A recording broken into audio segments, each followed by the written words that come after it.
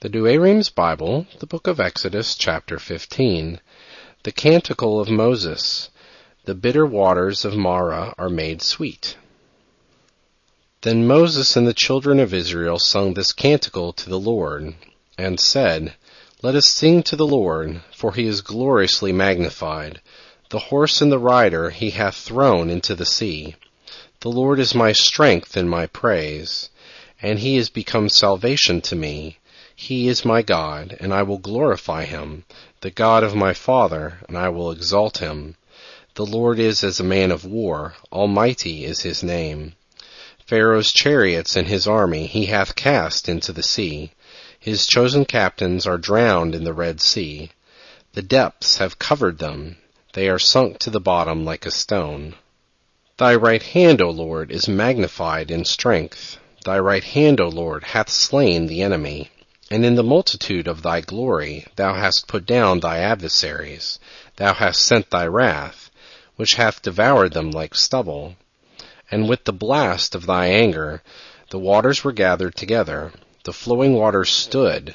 The depths were gathered together in the midst of the sea. The enemy said, I will pursue and overtake. I will divide the spoils. My soul shall have its fill. I will draw my sword, my hand shall slay them. Thy wind blew, and the sea covered them. They sunk as lead in the mighty waters. Who is like to thee among the strong, O Lord? Who is like to thee, glorious in holiness, terrible and praiseworthy, doing wonders? Thou stretchest forth thy hand, and the earth swallowed them. In thy mercy thou hast been a leader to the people which thou hast redeemed, and in thy strength thou hast carried them to thy holy habitation. Nations rose up and were angry. Sorrows took hold on the inhabitants of the Philistine. Then were the princes of Edom troubled. Trembling seized on the stout men of Moab. All the inhabitants of Canaan became stiff. Let fear and dread fall upon them. In the greatness of thy arm, let them become unmovable as a stone, until thy people, O Lord, pass by, until this thy people pass by, which thou hast possessed.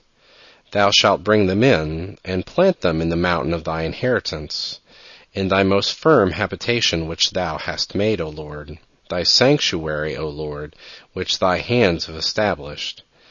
The Lord shall reign forever and ever. For Pharaoh went in on horseback with his chariots and horsemen into the sea, and the Lord brought back upon them the waters of the sea. But the children of Israel walked on dry ground in the midst thereof. So Mary the prophetess, the sister of Aaron, took a timbrel in her hand, and all the women went forth after her with timbrels and with dances. And she began the song to them, saying, Let us sing to the Lord, for he is gloriously magnified. The horse and his rider he hath thrown into the sea. And Moses brought Israel from the Red Sea, and they went forth into the wilderness of Sur. And they marched 3 days through the wilderness, and found no water. And they came into Marah, and they could not drink the waters of Marah, because they were bitter. Whereupon he gave a name also agreeable to the place, calling it Marah, that is, bitterness. And the people murmured against Moses, saying, What shall we drink? But he cried to the Lord, and he shewed him a tree, which when he had cast into the waters, they were turned into sweetness. There he appointed him ordinances and judgments, and there he proved him, saying, If thou wilt hear the voice of the Lord thy God, and do what is right before him, and obey his commandments, and keep all his precepts, none of the evils that I laid upon Egypt will I bring upon thee, for I am the Lord thy healer.